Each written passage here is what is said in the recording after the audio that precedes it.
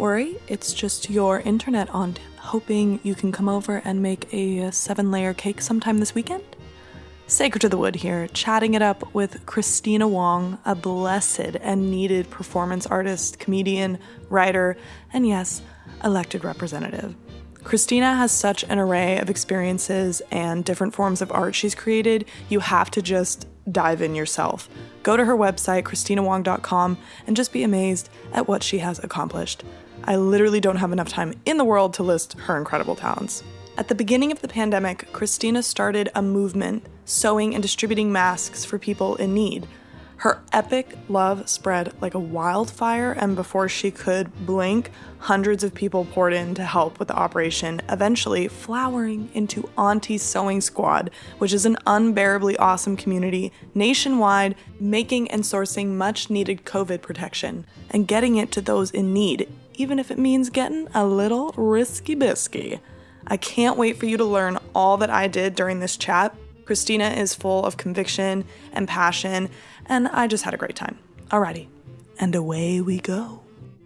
All right, go ahead and give me a little something, something. Something. Woo! There we go. Okay. I got you now. I really just would love to know as much as possible about the Auntie Sewing Squad and your journey through that, because I think it was last year I was feeling like, man, people are getting bombarded with bad news all day. Like, it's just bad news, bad news, bad news.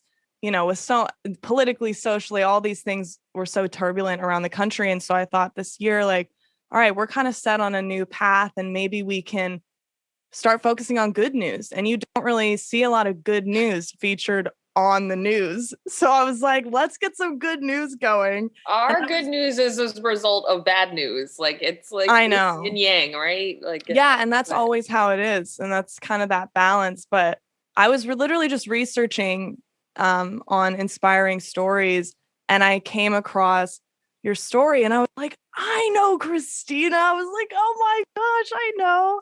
And then I was like, oh, I have to dive into this. And so I dove in and I found Auntie Sewing Squad.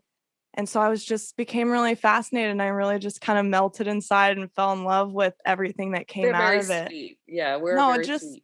Really incredible. Like, at this point, very cranky, yes, but yeah. we're very sweet group. I know, it's always like when you give so much of yourself, you're like, I'm allowed to have those cranky moments. Oh, okay? I've told the aunties we're allowed to kill a dolphin. Like, after this, we're allowed to just oh my gosh, gasoline right into a dolphin blowhole, murder a dolphin, take a kid's ice cream cone, throw it on the street. Like, we have a free pass, and then tell them to pick it up. You know, oh my gosh. But yeah, no, it's just, I think because there's, you know, something I was wanting to ask you is there's such a mentality, especially like I think with younger people, probably it's like way worse going into activism. There's always the mentality of I'm one person, right? What could I possibly do as one person? Like, oh, you know, I'd have to be a part of this like really big thing to make a difference, or I'd have to, you know, be someone of influence to make a big difference. And you just kind of really, I felt like the reason why I wanted to highlight your story was that you proved that that's completely wrong, that you can be a singular entity and spark such a huge movement. And so I wanted to kind of know, like, what would you say? Yeah, but like, what would you say to someone who had that mentality of like, I'm one person, I can't really do a whole lot, you know? Well, there's a bunch of other one persons out there who are like, what can I do? What can I do? And right. This was like for a lot of the folks in our group, they may not be, this group ended up becoming much more political in purpose because the longer we had to go on, it was just like, we just thought we were going to be around for a few weeks at the top of this pandemic until the government and factory made masks would get out there. And it's like 1 year later, we finally saw that on Metro, there is a mask dispensal. You just pick up a mask and I'm like, oh, good. It only took a year. Thank you very much. Get that out there. But I mean, I remember when Muni in San Francisco, the public transit system asked us to make them hundreds of masks for their drivers and their passengers without masks. And I was like, oh my God, this is too much work. time. Yeah. But Yeah, I think we only sent a few hundred, just because that's our capacity. That was our Yeah. capacity at the time. But yeah, what I say is just I think we seized upon this skill that we have, which is sewing, that we were the ones paying attention in home ec or had the skill. Right. A lot of the first volunteers I was working with were Asian women. Yeah. And a lot of them got the skills from their mother and grandmothers who worked in garment industries when they came to America. Yeah. And so that was really deep, right? Yeah, exactly. That our passage of immigration. My grandparents had a laundry, and did alterations and stuff like that in their business, and to see that, like, wow, like, we not only are we sort of the face of the enemy right now and the virus, yeah, this virus super came from a important. bat and doesn't have a race. Suddenly we're in this position of being able to support people, right? And I think we're just called to that thing of like, oh, I can get behind my sewing machine and maybe save someone's life. Well, because you had been sewing your own props, right, for your shows, and yes. like that had been something that a skill you had even like maybe gotten so good at, making your own stuff for your shows. Yeah, I mean, I used to do stand up dressed like a giant vagina, and I made this costume. My face is the clitoris, and then the labia is down here, right? And I never imagined, oh, let me save someone's life with the same skills I use to sew the top of this clitoris of this ridiculous costume. Yeah. And universe, you know. So when this happened, I was like, I was deemed non-essential. My big fancy tour was postponed indefinitely, and I was feeling like I needed to help people, and the way this pandemic started, it was started to surface on the East Coast and make its way west. Right. It was also on the West Coast, but it definitely felt like we were going to get to where New York was, and we did. Unfortunately, I'm in Los Angeles, so it was like, let's stop this. Let's stop it before it starts. And I think as artists, like, we are semi-delusional, and we run with this delusion that we can do things, and it's a gift and a curse, right? Because I don't know what I was thinking. Like, we're gonna put masks on everyone who doesn't have it, not realizing that is hundreds of thousands of people. No, that's because I know it's like, it must have been so surprising, the need. Because I remember when I found your story, I thought people couldn't get masks. I literally had that thought. I thought, wait, people can't get a mask, like this piece of fabric, like people can't get this. And I really was just so naive to that fact, that there were huge communities that just couldn't even get a mask. And we couldn't even get the materials to make it. We were at one point cutting fabric into strips and sewing it into bias tape. That's crazy. So that's why when someone would come along and say, "Can you make me a custom mask?" I'm like, "Oh my God, you don't even know get materials right now." It's like, you're walking in here, you're walking into the Red Cross asking for butt implants, and I'm like, I'm trying to like keep a grocery store worker from dying. But was it kind of a slowish process to growing from just you and maybe an immediate group, or was it like, bam, a bunch of people want to sew masks? I sewed my first mask on March 20th. 4 days later, I created a Facebook group. Yeah. And every week we'd have like 100 new members joining. And it was a like 80-hour a week task to onboard everybody, to figure out how to organize within our own group.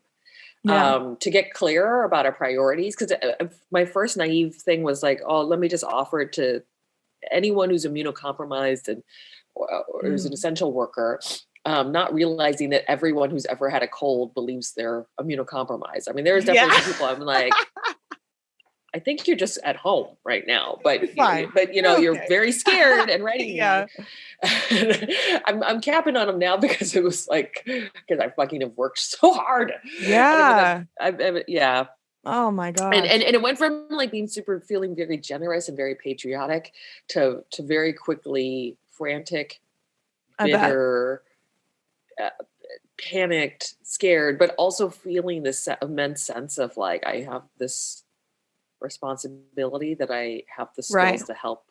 So I'm going to do this. And it became very clear right after we covered the hospitals, like, oh, Indigenous folks, farm workers, there are all these communities who cannot just find me on Instagram, and message me, who don't speak English, who don't have internet, who we need to actually prioritize getting these masks to. Like, everyone else, if you're able to sit on your couch and message me between dog walking jobs, like that you need a mask, you'll figure it out, right? But like, I'm so cold right now. Like in the first the first few days of this, I was like, no, I'll send you a mask. And by the end, like I remember like 2 weeks in, I was like screaming at my own friends. Right. No, because you realize your own capacity. You ask? Right. Yeah. But I mean, it's also just like, I also was very frustrated. I think it was hard to move around. Like for me, this wasn't about trying to make money or like it was very clear to the folks who were like, we've never had to do fundraising merchandise or a raffle or anything like that, because we were able to make a clear case to the urgency. Like, these people need masks. Right. Like, it will only slow us down if we make you a pretty mask for $50. Exactly. So we can use your 40. But what does it even matter? None of us are getting paid anyway, right? Like you should, if you wanted to help, we don't need business. We need your straight up cash and materials and your labor. And we were really in a place at the beginning of this where the money, like I was just sitting on so much money, I ended up giving it to other mask making groups because there was nothing to spend it on. There were no materials on the market. Right. So what I really needed was the biggest capital was labor, and then materials. And then somewhere like money actually has been the least hardest part of this. Yeah. No. And that's like a blessing and a curse. I think it's, people, you don't want to realize it, but like everyone has the capacity to really feel in a moment where they're not receiving anything back from labor they're doing, to feel like, what is this for? And I think I do, I really do want to also, like, along with you're a beautiful person who can do like so much for the world, to realize your own capacity as well. Like, when you do it well and you still keep yourself healthy through your activism, that's like that perfect balance, right? That's that middle line, the perfect balance. And I'm sure that there's been like rough patches and, but the Auntie Sewing Squad itself, like the formation of it was really successful. And, something I wanted to ask, it really was like, I think I can talk to why we, like why do you think it worked out so well? I think it's because I became very clear, like, oh, folks are going to burn out like in a week. And I started getting people offering me, oh, can I send you a pizza? Because I literally had my period and didn't do anything about it for 2 days. Yes. Because I was so frantic in the house. I was so stressed out running around the house. I like bled through my pants, and a moment we all know. These glorious stories, right? We all know. And it's also why I don't shy away from using the term sweatshop, which is a political choice, and not all the aunties like that term. But I was like, I do not want to romanticize this work. Exactly. I want to make clear how hard this is on our bodies. And if we're going to be accountable to the health of our community, they will be accountable to ours. And we are not food insecure. We did have some lady drop off some food from a dead lady's freezer, which was not cool, at one of the auntie's house as an offering, because I think she just was like, oh, they're hungry. Let me just drop off this like expired frozen food at someone's house. That's an experience. I'm learning a lot of like what charity looks like and why people like are moving towards the term mutual aid away from charity. Yeah. But I was like, you can't help us. You're going to send us food. You're going to send us care. And it's not that we're food insecure. We need to know that you care about us, that you respect our labor, at least in these tokens of gestures of looking out for each other.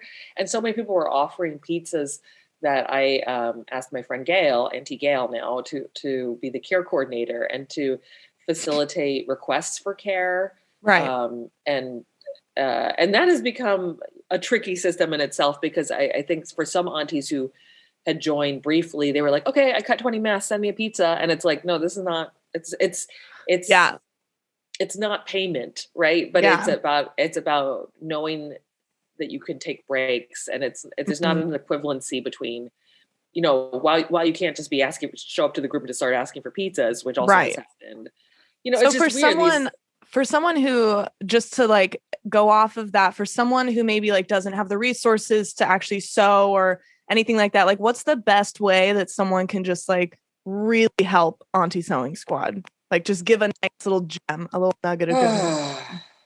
Gosh, well, we've had a lot of folks who don't sew who support us. We've had folks support us with driving. Cool. Now, the for the most part, the supply chain is back. It's just like there are just these specific communities that still need masks, right? That that can't access them, and that's why we're still sewing. But we're also trying. We have folks who help locate masks that were made in factories. This has been tricky. Some aunties are like, "Can we just buy a bunch of masks and be done with this?" We could, but it becomes very tricky because we've completely disvalued our labor, and then what we're just a buying group. And I see you. I see you. It's a very tricky thing, right? Like, do we just say fuck it and go buy a bunch of masks from some underpaid person in Mexico, and just distribute those, and then we disband, right? Like we do want to work towards our own adolescence, but we also recognize that for some folks, as much as the sewing is tiring, it's also giving them a sense of purpose. Versus just throwing your money at something that was also made with questionable labor, right? It's very tricky. I'm still trying to figure out how to untangle that. But so we do have volunteers who are like, oh, my company ordered all these masks. They're sitting in a closet. And we're like, great, send them to Standing Rock. Here's an address. We have aunties who've offered care offerings, everything from tarot card readings to making a home cooked meal, to just sending letters of support. And at this point now, the aunties care for each other. So we moved away from the pizza deliveries and stuff.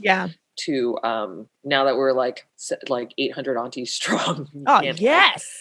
Pizza delivery is really expensive. Like, we can't. I think some people do the takeout thing to be on a budget, and you're like, that's not a budget thing to do. Takeout is takeout is so. I don't know how. I spent a lot of this year cooking too, and learning to cook, and realizing, food is actually really cheap if you pick it at home. No, it's crazy. It's crazy, especially like somewhere like LA. I love LA. Like, I'm going to 99 Ranch, getting like it's the best stuff, and all of the open markets. I'm like, that's my bag right there. But it is easy to fall into the like just whatever's easiest and more convenient, because time is like, people have such a weird relationship with time now. People were making us like, I was getting mad at the sourdough bread people, and I'm just like share this with us, okay? Like, you keep posting pictures of your baking. Send us fucking cookies. Like, because I was like, we will die if we treat ourselves like a factory. And if we and this is the thing, is a lot of the other mask making groups, and it's not a criticism of them because they were set up to just fill a niche. Some of the aunties were members of these other groups where it was like, you didn't know where your masks went. You were dropped off a very specific pattern. You sewed in isolation. You put it on your porch. It got picked up, and you never saw it again. And there was no community, right? And for this to survive, we needed both this auntie care system, but we needed to create a community where we could connect to each other, celebrate each other. So it's completely inefficient. There's a mask making group in San Francisco run by youth. Very cool kids, right? But I remember that I just started getting into phone conversations with people running mask groups too. And she was like, you need to break into chapters. You can't have volunteers all over the country. And I was like, oh yes, I can. Like, I know it's totally sounds crazy that we would send elastic to the one lone auntie in Pennsylvania or whatever. But this is not about a certain kind of efficiency. Our efficiency, this system efficiency works for this circumstance, right? Exactly. and that these folks want to connect to this community. It sounds like I have a cult, but like No. they want to connect to this community who is connected in this specific articulated political purpose for these vulnerable communities. So we don't need to like we have hubs geographically, but right. Everyone in the country in our group is connected through this Facebook group that we communicate in, and now we have systems to send them stuff, and it's not as expensive as it was the first few weeks, but we've come up with ways to to just support each other and not because there were we also had another volunteer who lives in a very red voting district and she was working in her local mask making group, and it wasn't her tribe. She met, they're sewing masks for similar purpose. I think it was for hospitals at that point. And her name is Maylin. And this lady in a parking lot was like, "Oh, I had a dog named Maylin once." She just sort of felt like, oh, yeah, okay. Like there's just this, some sewing groups are apolitical to the point of, and I think with this kind of project, I've sort of snuck in on other lists just to see how long they're still going. And and some of them are like, "Can we not talk about politics?" And I'm just like, that's not our thing. Like we know we are political. We know we are here because of the failure of the government. If the aunties want to vocalize this out loud, they should be able to, instead of just being treated like quiet, silent labor. Yeah. So these are the kind of things that make our group different. We've had to be a community in order to survive. A community where if we're not being paid, the quote unquote payment is the care, the community, the buy-in, the reminder of the purpose of our work.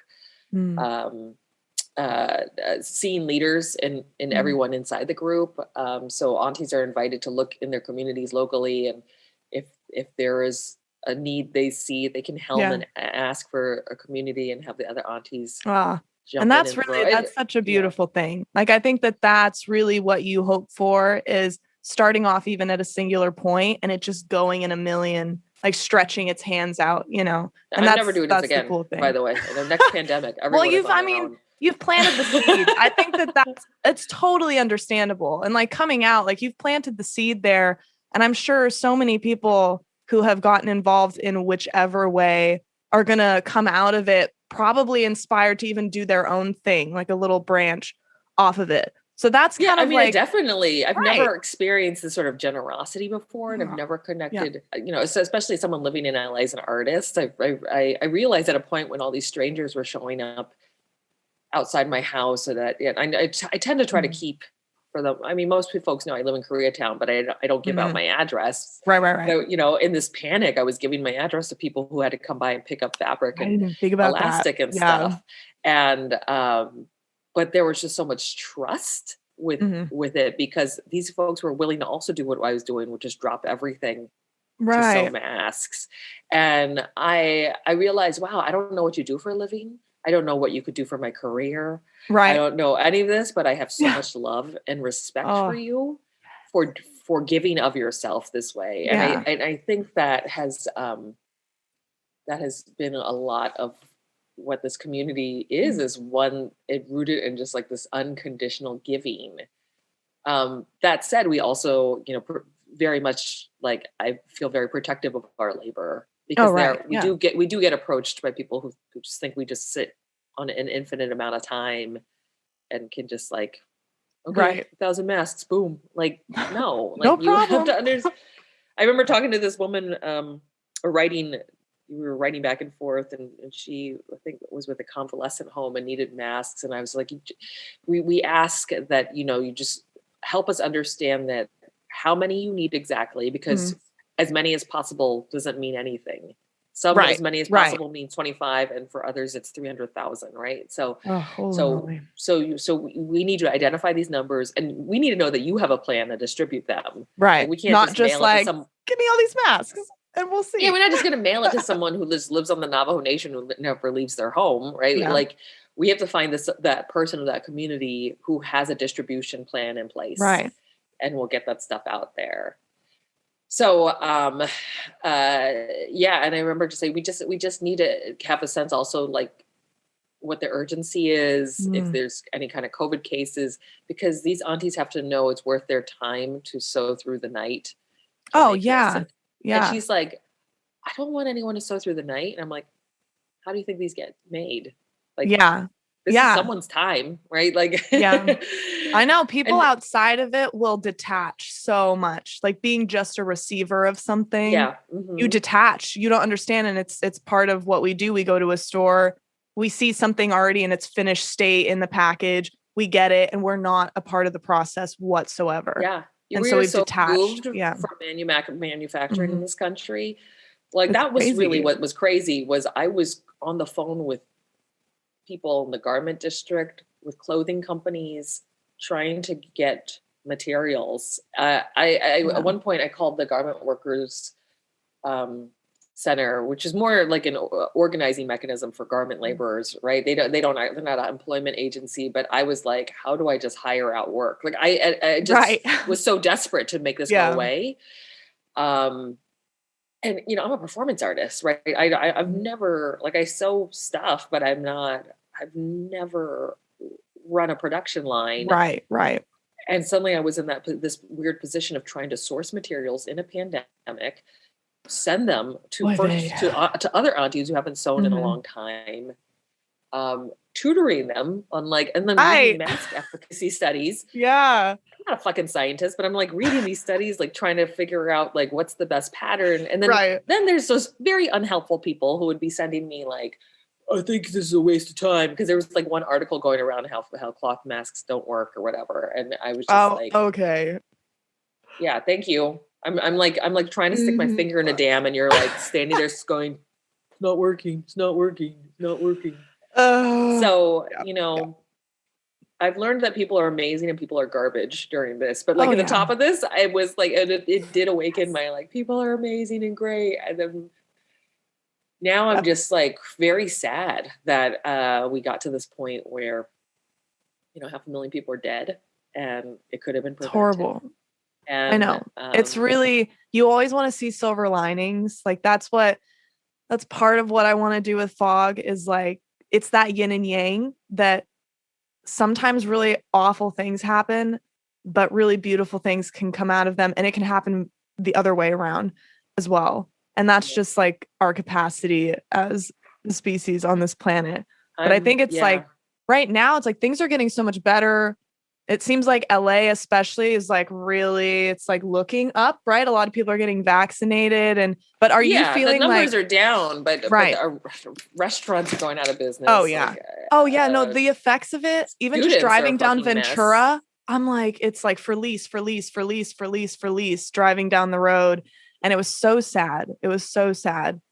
Coming out of it. I can only hope that at least coming out of this, that we have a structure for when this inevitably happens again, because it will. It's happened in the past so many times, and we have to learn at some point. You know what I mean? There has to be a structure at some point coming out of it. Yeah. But it didn't help that people are making masks a choice. Mm-hmm. It's not like I can't choose to not catch it from you who are asymptomatic, right? Like, like, people are like, if I catch, it's my choice, but not the choice of everyone around you, right? Or the essential workers that you interact with. Well, what are you kind of? That was really sad to me. That was really sad that this became political. It was supposed to be the most apolitical, all health matters moment of my life, and suddenly I was like, oh, look, I literally, like, stepped into a culture war. That seems to be how it is. Like, you try to dip your pinky into anything these days, and it's like, it becomes like, oh, this just became about systemic racism. Like, this was just going to be me sewing on a machine, and it's not. So when these sewing groups were like, let's not talk about politics, we're just here to make masks. I'm like, that is so sad to me that you would police how people talk about why you're doing this unpaid labor. Yeah. Well, I mean, moving forward, like what are you guys kind of just like gauging how it's going to be and how the we're pandemic's going still to be? sewing. Yeah. I remember talking to other mask making groups in May, and they're like, so you're going to be around till December? Because that's what we're thinking. I'm like, hell no, I'm tapping out. Now we're like the longest lasting group. Yeah. Yeah. We're here until there's no longer a need. Right. We are not going to become a nonprofit. Was I have no desire to start a nonprofit. That's a job. This is already a job, but this is not my passion. Right. We are really, this is mutual aid. This is like responding to immediate crisis. I didn't even know the term mutual aid, by the way, until someone told me, and I had to watch a video about it. And I went, oh, that's what I'm doing. Thank you. But we are here as long as we still have the willing aunties willing to sew, right. and farm workers especially are just slammed, and they might be the last, some of the last folks to get vaccinated. Oh yeah. Especially in undocumented communities, right? Who are reluctant to like show up anywhere where something is supported by the government. They're worried they could get caught or be on record. So they're super slammed. They go through masks faster.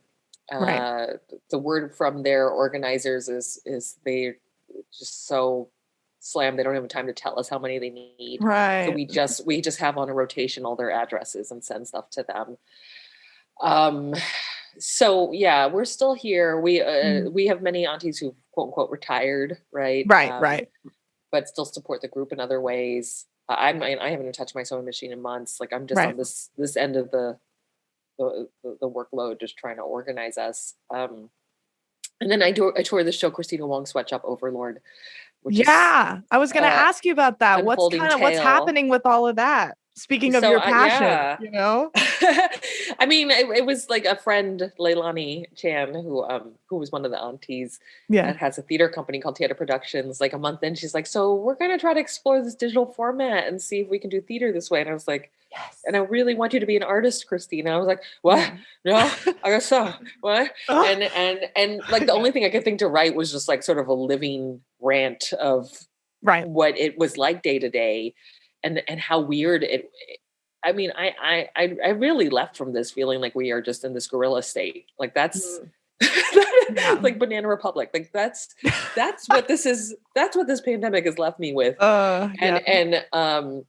Just because of these interactions I'm having with communities and how I'm just like, where's FEMA? And it's like there's no number. You just call FEMA and tell them to show up somewhere. It's like no, it's us. It's us like trying to figure out how to get hand sanitizer and masks to a rural village in Alaska, whose supply was snowed in and stuck in a storage facility somewhere else in Alaska, right? Like, oh, dang. It's crazy. Like this kind of coordinating that I've had to figure out. I'm just like, I don't know. I don't know. You will be qualified for so many things after this that I don't want to do. Yeah, like exactly. I was like, there you go. I have said to the aunties, we could run FEMA. We could have figured out how to distribute these vaccines. You don't want to. We don't want to. Away, but I could do it. By the way, yes, I could run FEMA. Love that. But Jesus. Yeah. So we have a book coming out in the fall. It's scheduled for the fall. UC Press, Auntie Sewing Squad. It's written by all the aunties. It's anthology. Oh, it's beautiful. The youngest contributor is 8 years old. I'm actually not even clear what's in it because we have a lot of aunties who are academics and 3 of them were the co-editors. So I wrote the introduction. I've heard like what might be in the book. Okay. The illustrations by Audrey Chan, who's also the artist in residence at the ACLU right now.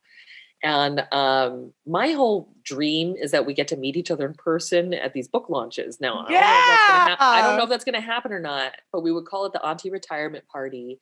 Oh my gosh. I would perform a little from whatever. Like, so right now I'm working out the show Kristina Wong Sweatshop Overlord. Right. Which sort of just exists in the present. And then as the context of the world shifts. Like Right. I'll understand how much of the script is shifting, but I'm sort of developing it in front of an audience. Oh, very And cool. but I would imagine that maybe I would perform some of that at our book launch, and Yeah. that the aunties would get like we'd have a potluck and public can come. Oh, better than They would any high school they would reunion. they would That read. is. Yeah, I Oh, just want us to have like a big retirement party. right. But I also am Love it. reminded that it's not guaranteed that everything will be back to Right. whatever the hell normal Yeah, whatever. is. Yeah. Whatever that was before, whatever. So that's the plan is we're just here, and it's a hard thing to walk away from, because it's not that I we bet. fixed anything. We just threw a Band-Aid on what is essentially the long-term results of settler colonialism and structural violence and It's so systemic big. racism, right? Yeah, like it's all so the big. communities that we're supporting at this point are the most poorest, most ignored by the federal government. Are it's not that they just have bad luck, right? Like there are mostly communities of color, mostly working class communities, mostly communities that have been historically marginalized. So so it's hard to walk away, because it's like, oh, like beyond this, we could make blankets for homeless people. We could distribute water to farm workers, and it's hard to figure out how to walk away. And I think a lot of the conversation we're trying to understand is how to keep this spirit of giving and generosity in our work, and how we also care for each other as people who give, without becoming like an institution or an organization. Right? Like that we'll keep our friendships and maybe call upon each other when we have a project locally. But I cannot personally like sustain running something like this. I've been crawling along, powered by like occasional brownies. Yeah. But I mean, I always look at it as like a spectrum of, if we were over here where everyone only ever thought about themselves and only ever helped themselves, no one would have what they needed. And all the way over here, if everyone was only ever concerned about the needs of others, everyone would have what they needed. And I think it's that we have these like pockets of people who are taking on more, like so much of the burden of that side of the spectrum to facilitate the loss that's happening over here. And so you want and you hope, and I know it will get there, is that eventually it will be just everyone's helping everyone, because that's and that's so much of like sense, what this is like, don't push it on us. Don't be like, just do it. It's like when people were like, hey, help them, and I'm like, no, you help me help them, because I'm like, I love your words. You don't outsource your help, right? Like you go find me some fabric then, right? Like, do something. I'm such a bitch. I sound like such a cranky bitch, but this is really actually what a lot of this should look like. Is we should feel empowered to step up and recognize but so much of the way we understand how we get things has become about capitalism. I give you money, you give me this. I did this work, so I am owed this. You have to call this, that, and this to get that over there. And it's like, some of the most and you know what's really sad is I'm seeing actual government agencies refer people who need help to mutual aid groups. Like and the mutual aid groups are like, yo, we're here because you are not, right? Like you talk, like, we don't get paid for this work. We're doing this to like fill a crisis, but now you are treating us as if we are like a permanent entity here to just fix offload stuff. So well, I'm so glad that I got to chat with you, because it's really been through conversations with people that I've become so much less naive about things and become aware of things. And I think that's what it is. Like you can't really blame someone for the things they don't know, but you can blame someone for not taking time to learn and explore those things they don't know. We have to shift our whole relationship to each other and support and past capitalism, quite honestly. And I mean, the most frustrating stuff at the top of this is when people were insisting I sell something, or that they could buy something from me, and I was just like, I don't think you get this at all. And you're over here. I'm not motivated by that. There. I'm trying to keep people from dying. I don't need your $50 donation in exchange for an hour of my time. So because I'm not being paid anyway. So well, at the end of it all, you've done some really amazing things, and I think you started something that's really beautiful. And I just really fell in love, and like all the gushing I do in my blog was so me melting and gushing on the inside. We posted it on our fan page the other day. Thank you so much. No, I really, it's something that I've wanted to do for a really long time, because I love to write. I'm a musician, but I love to write also. And I was like, I just want people to learn about people who are doing awesome shit. Like, I just want it to become like someone wakes up and instead of listening to the news hour of like, they go and they're like, I want to get some good news, and start my day off being inspired by someone. You know what I mean? Just to have it out there. But but thank you so much for talking to me and sharing all the stories about Auntie Sewing Squad. I'm so glad I got to meet you, and keep going. And I wanted to ask, just to keep the love train going, is there anyone who has come to your attention either recently or even in the past, a group that like has really inspired you and made you like melt on the inside? Yeah, I haven't yet. I can't name any of them right now. Well, like there are some groups locally that do this work year round. I mean, most of the organizers we work with and sending the masks, like Border Kindness is one. Oh my God, what is the name of the group? Come on, brain. Gente Unida is another. Nice. They've been basically smuggling our masks across the border to camps. That was another thing. It was like we were like we literally had to smuggle stuff across. That's crazy. Like, stuff is made in Mexico, but we've actually had to send it into Mexico to get to these specific communities because crazy times. Nothing makes sense. But a lot of those organizations and other mutual aid groups, Koreatown for All is a group that has kind of taught me a model of sort of what it looks like to be a mutual aid group and a political force, and support unhoused neighbors. And I'm just like, wow, they've been doing this for years. Like, I just flew into this from this, and I'm like itching to get out, but I know I keep saying I'll never do this again, but now it's like, I think you almost have to do this work to really understand, this is what all these systems mean. Yeah. And like, you can't just kind of study it from the side. Like, once you are invested in your body, you got to dive. You actually are looking at this mask that's going to go on a child's face that you made. Yeah. It shifts your whole connection. Yeah. It's different than writing a check. Yeah. Not that that's not useful, but just different. But yeah, you sometimes have to just do the work to go, oh. Yeah. Amazing. Thank you so much. Have a glorious day. Thank you, Danielle. All right. Talk later. Bye-bye. Talk soon. Bye.